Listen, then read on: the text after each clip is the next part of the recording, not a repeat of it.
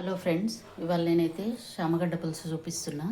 ఇదిగో శామగడ్డలు, ఉల్లిపాయ, ధనియాల పొడి, జీలకర్ర పొడి, మెంతులు, కరివేపాకు, కొత్తిమీర, పచ్చిమిర్చి, కొన్ని తాలింపులకు జీలకర్ర, మెంతులు, చింతపండు.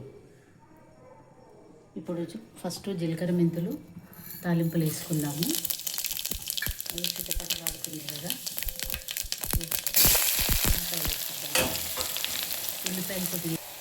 ఉల్లిపాయలు అయితే ఎగినాయి.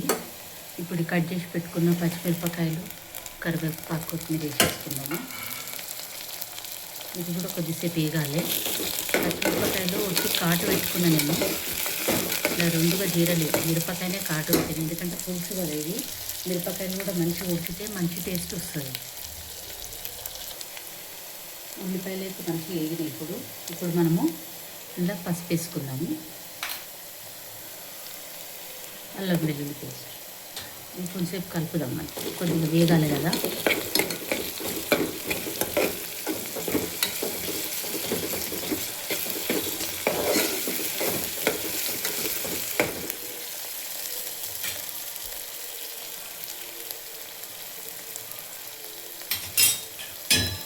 ఇప్పుడు శామగడ్డ యాడ్ చేద్దాం. కారం తగినంత, ఎందుకంటే కారం ఎక్కువనే పడుతుంది. నేను చిన్న టేబుల్ స్పూన్ తోటి 4 స్పూన్స్ వేసిన, ఎందుకంటే మనం చింతపులుసు కూడా పోస్తున్నాం కదా ఇంట్లో. ఉప్పు ఉప్పు తక్కువ ఉంటే చూసేసుకోవాలి, తక్కువ ఉంటే మళ్ళీ కూడా యాడ్ చేసుకోవచ్చు. ఇది మంచిగా కలిసింది.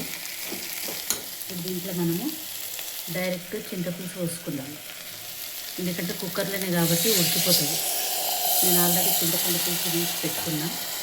చింతపులుసు పోసుకున్నాము. ఇంకా మీకు ఇంకా ఎసరు కావాలనిపిస్తే కొంచెం వాటర్ కూడా యాడ్ చేసుకోండి.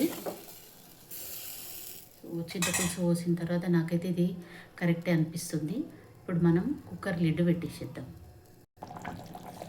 కూర అయితే అయిపోయింది.